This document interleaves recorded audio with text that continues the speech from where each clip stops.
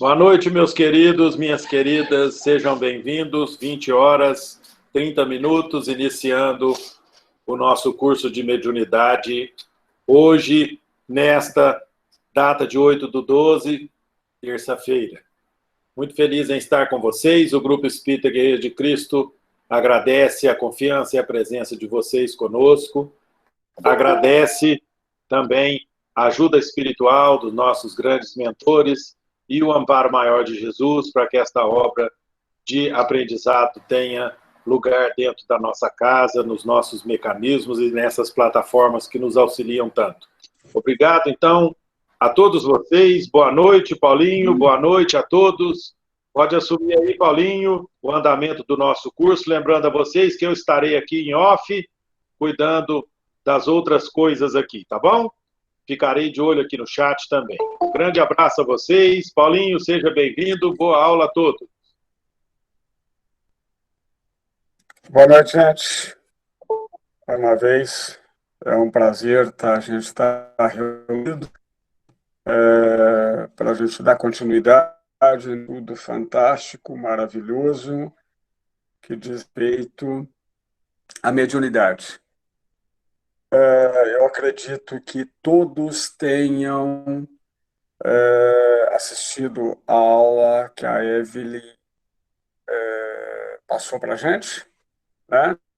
Aula aí com mais de 1h30, com um conteúdo riquíssimo, um conteúdo fantástico, no que diz respeito às mediunidades de efeitos inteligentes, né?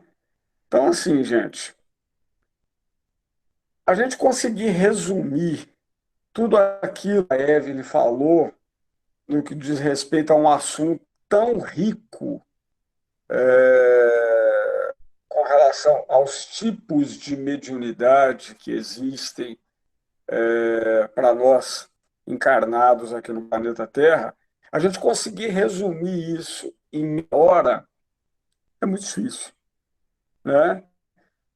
O ideal seria que realmente as pessoas já entrassem para assistir esse bate-papo nosso, já com dúvidas, já com comentários a respeito de todo o conteúdo que foi passado na dela.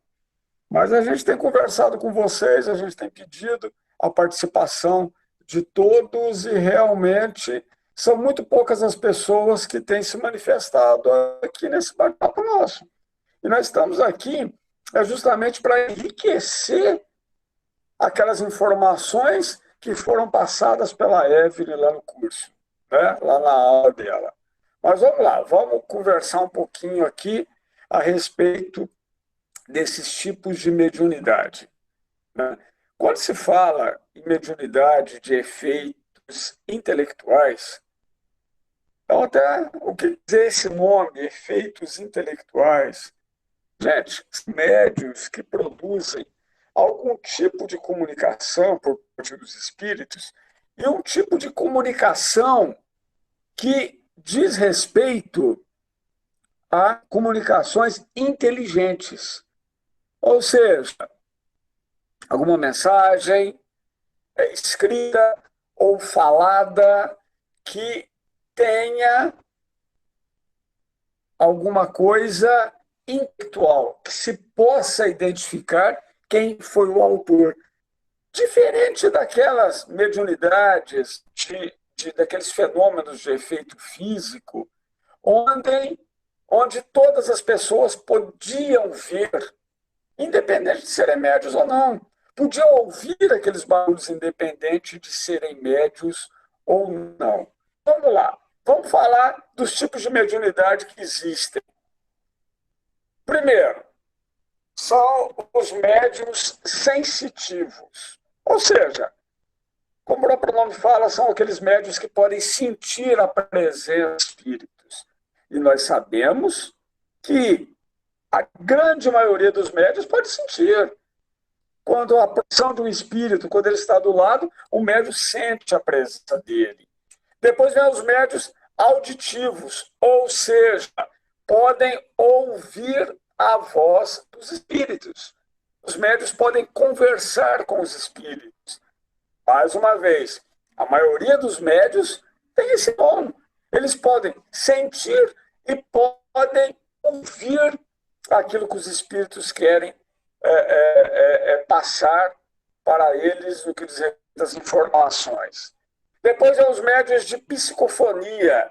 São aqueles espíritos, são aqueles médiuns que recebem a comunicação dos espíritos pela fala, que é o tipo de mediunidade mais comum que nós temos contato nas nossas reuniões mediúnicas, né? Então, o médium ele pode ser sensitivo, auditivo e de psicofonia, ou seja, transmitir a fala dos espíritos. Aí a gente vem, aí a coisa vai apertando um pouquinho. Médiuns videntes, ou seja, são aqueles médiuns que podem captar as imagens do mundo espiritual. E eles podem captar essas imagens se eles podem estar acordados ou dormindo. Às vezes a pessoa adormece, sonha, acorda, traz uma série de informações daquilo que ela viu durante o seu desdobramento. E ele se lembra perfeitamente daquilo que aconteceu. Por quê? Porque ele não vê com os olhos do corpo material, mas ele vê com os olhos da alma, né? Aí depois a gente tem os médiuns sonambúlicos, que são aqueles médiuns que durante o transe de desdobramento, né, ele age com a influência do próprio espírito, né? Então, assim, a Evelyn até trouxe para a gente um relato que tem lá no livro dos médiuns, né, de uma pessoa que tinha faculdade mediúnica e que tinha condição de ver a doença das pessoas durante aquele estado sonambúlico que ele tinha, né? Depois a gente tem a figura dos médiuns curadores. Os médiuns curadores são as pessoas que têm o poder magnético de, com a imposição das mãos, eles podem curar outras pessoas. A gente tem esse exemplo aí no nosso cotidiano, fora das casas espíritas, né?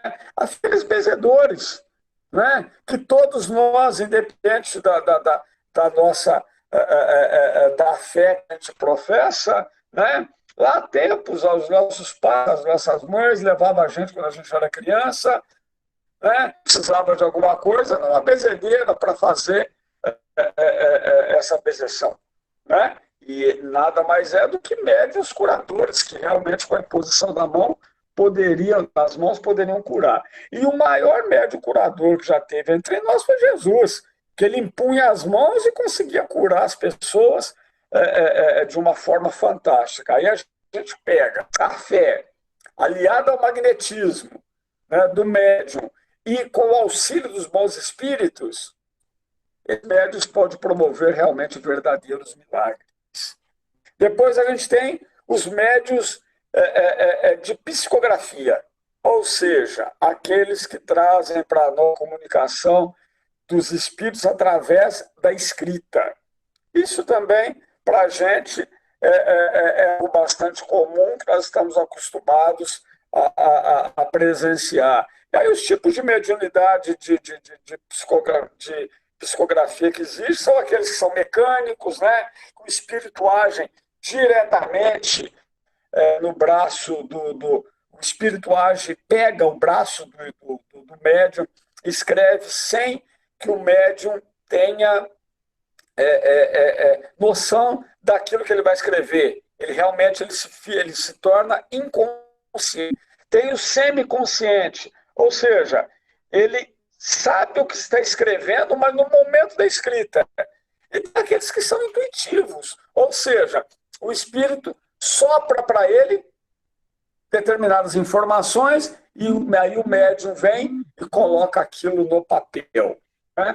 Aí depois a gente vem uma mediunidade muito rara, né? Os médiuns chamados pneumatógrafos, que é o chamado escrita direta dos espíritos. Troço muito raro, mas aí depende do recolhimento do médium, da prece, ele coloca o papel dobrado lá no quarto, em cima de um determinado móvel, e o espírito, de forma então, vai lá e entrega a sua mensagem. Hoje, mais uma vez, uma mediunidade cada vez mais rara.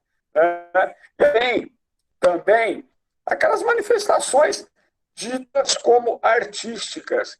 Quantas músicas que a gente tem e que os autores daquelas músicas receberam aquelas músicas através da intuição por parte dos espíritos. Né? Então, por isso, muitos artistas recebem informações do mundo dos espíritos. Né? E aí nós estamos citando exemplo de composições, de músicas, mas aí a gente tem pintores, a gente tem desenhistas, a gente tem literários, a gente tem historiadores que recebem inúmeras informações vindas dos espíritos lá do mundo espiritual e que trazem para a gente obras fantásticas. Né? A gente tem lá também mediunidade poliglota. Né?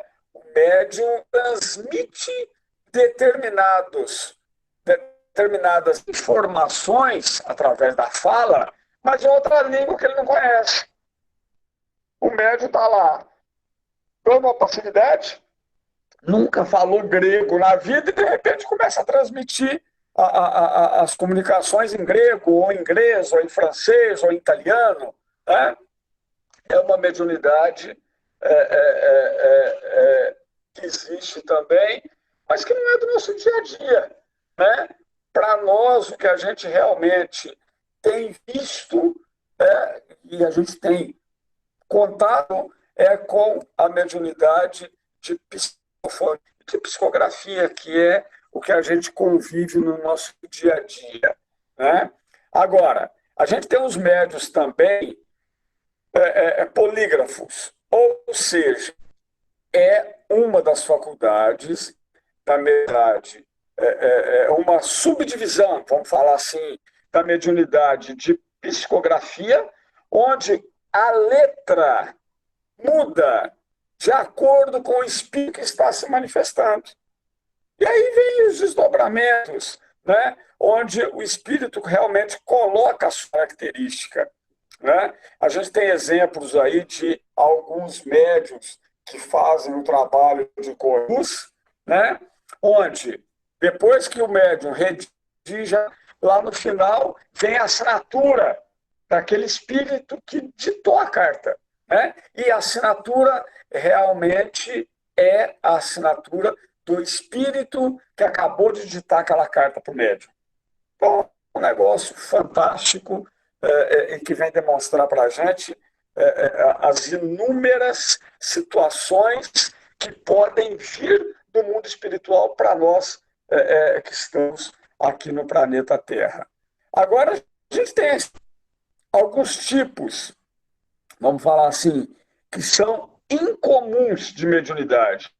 São os casos, assim, excepcionais, são mediunidades como espetaculares. Né? Exemplo, aquelas mensagens em que o médium escreve em outra língua diferente daquela que ele está habituado, que conhece, e a mensagem da vem escrita de forma invertida.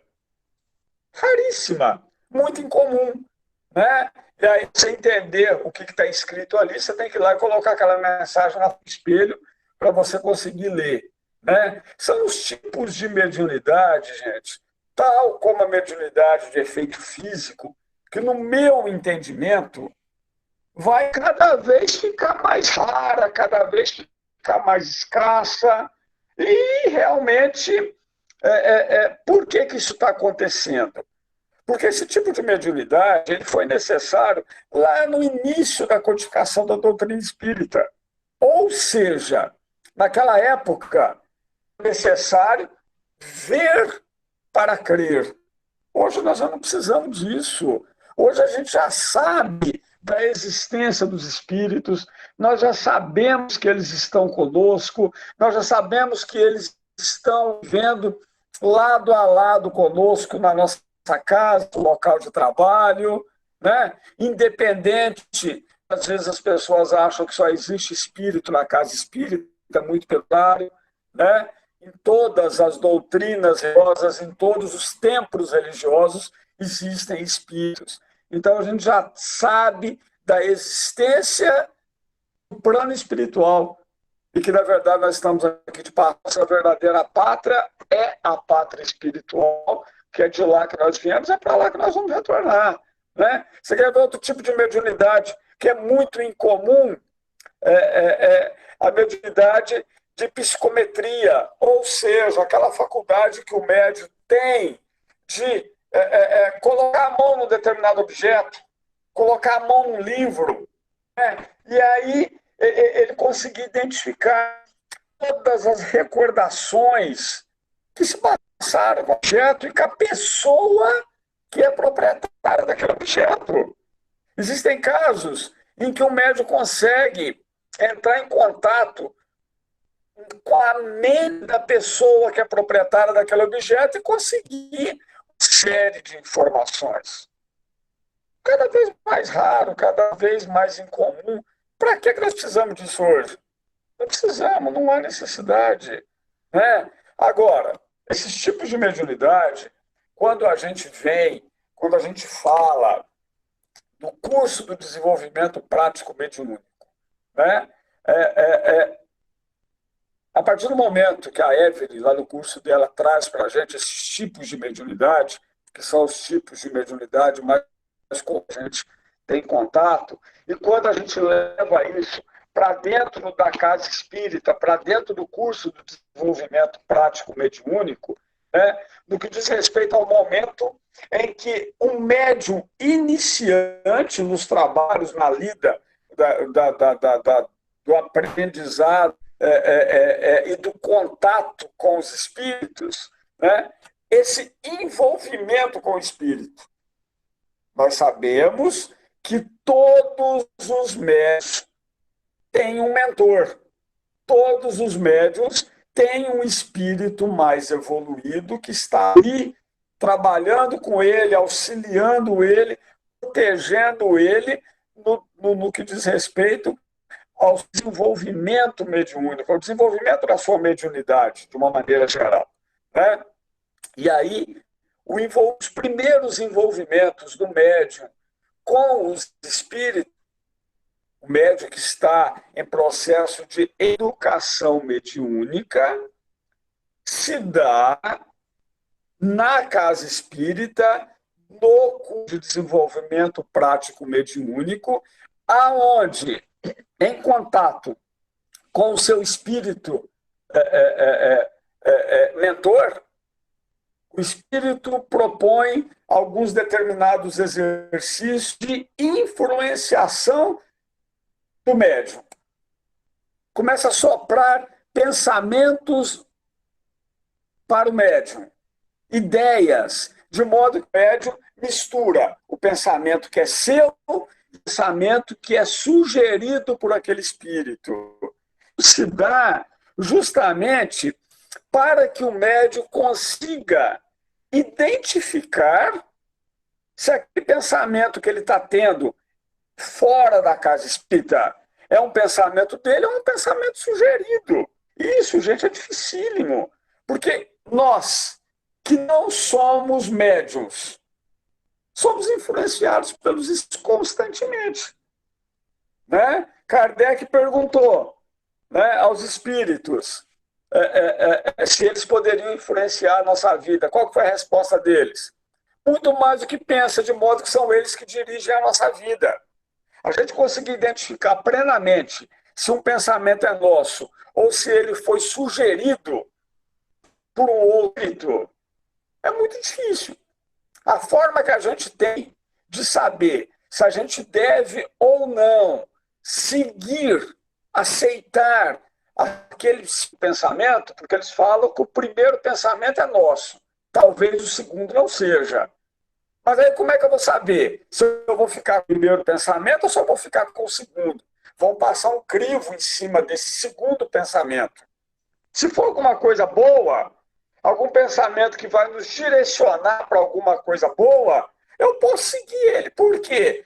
Mesmo que ele não seja um pensamento meu, mesmo que ele seja um pensamento vindo de algum espírito, vai ser um espírito de luz, vai ser um espírito bom, vai ser um espírito que quer me ajudar. Por quê? Porque um espírito imperfeito, um espírito zombeteiro, ele não vai soprar na minha cabeça alguma coisa boa.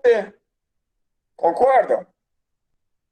Aí, se é alguma coisa boa, é vinda de um espírito bom. A gente tem que sempre passar esse crivo e a gente pode realmente ir para frente. Agora, no caso do médium, recebe uma comunicação mediúnica na casa espírita durante a reunião única. Aquele médium que está em processo de desenvolvimento da sua mediunidade, ele tem que entender, ele tem que conseguir identificar se aquele espírito que está se comunicando por intermédio dele é um espírito elevado ou é um espírito imperfeito. O médium consegue identificar isso de cara, no momento no momento do início da comunicação. Antes da comunicação mesmo, ele já consegue identificar, né? Através dos fluidos, se são fluidos vindos de um espírito bom ou se são fluidos vindos de um espírito. E por que ele tem que saber identificar? Porque se for um espírito elevado, ele pode ficar tranquilo, ele pode ficar relaxado, ele pode dar liberdade para esse espírito se comunicar da forma que convém a ele. Agora, se for um espírito sofredor, um espírito trevoso, um espírito que está enfeito naquele momento, e às vezes ele quer xingar, ele quer bater, ele quer dar um murro na mesa, né? Aí o que acontece? O médium, com a sua educação mediúnica já desenvolvida, ele tem que tolir determinados movimentos desse espírito, ele tem que tolir determinadas palavras que esse espírito vai pronunciar no decorrer da manifestação. Porque senão a reunião mediúnica vira uma bagunça. Você já pensou se o médium deixar o espírito começar a xingar no decorrer da reunião mediúnica? Começar a bater na mesa? Isso cabe ao médium desenvolvido conseguir polir essas situações, né? E fala, nesse exercício em que o mentor de cada um desses médios está trabalhando com ele, fornecendo para ele o subsídio, as informações, o treinamento necessário para que esse médium se torne um médium com uma educação mediúnica primorosa, né? Esse mentor, ele vai transmitindo determinados pensamentos, vai sugerindo determinados pensamentos ao médium, né? Para que ele consiga identificar o que é seu e o que é do espírito. E isso é de suma importância, não só na casa espírita, não é só no decorrer da reunião mediúnica, não. Em todos os momentos da sua vida. O médium tem que saber captar e identificar. E, gente, médium que tem uma educação mediúnica bastante desenvolvida, uma mediunidade, ele tem uma vida absolutamente normal, como qualquer outra pessoa, independente da sua faculdade mediúnica. Né? E eu costumo dizer sempre, médium que não trabalha, dá trabalho. É necessário que a mediunidade seja lapidada. E a gente só consegue lapidar ela através do trabalho, do exercício e do suor que cada médium carrega no decorrer dos trabalhos mediúnicos que ele vai realizando no decorrer da sua vida. Gente, o que eu tinha para falar era isso. Tem mais alguma coisa aí, algum comentário, alguma dúvida que vocês colocar? como eu falei no princípio, gente, vocês estão precisando falar mais, né? Porque fica só a gente falando, né? Eu acho que fica legal. Alguma colocação aí, Silvio? Uai, Paulinho, resumiu extraordinariamente bem, né? Está de parabéns, porque, igual você disse no começo, acrescentar o trabalho da Evelyn é tarefa complicada, né?